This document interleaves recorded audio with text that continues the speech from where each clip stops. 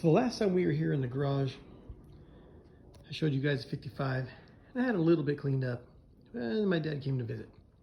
When my dad comes to visit, we typically work on something. So we took the tunnel ram off the car. Tunnel ram and altitude in this car wasn't really a good combination. Never really did run right, so we took her off and we put on a Victor Jr. intake manifold. He tuned the carburetor all up and it runs much better. 780 carburetor, it's good stuff. And you know, we got a little bit of a mess going here and there, which typically happens a lot. Here's the old tunnel ram, just a single barrel style, a single carburetor style tunnel ram on top, even though you could take that top section off there and then put the 2.4s on there, which I never got to run.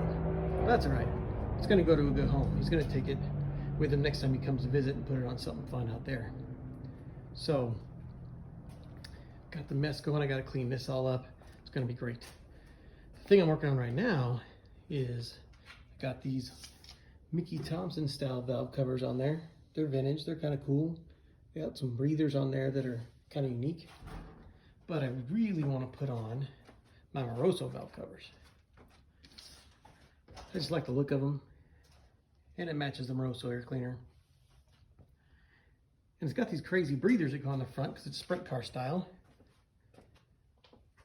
So I'm trying to figure out how to make that all work, because I think the Victor Jr. is not meant to have that on there. So I got to figure that out.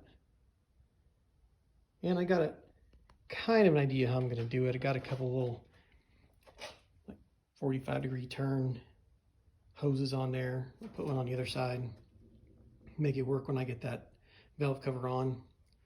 Snap on the breathers. Those are pretty. And maybe the next video I'll fire it up. You guys can hear it run. Talk to you later. Bye.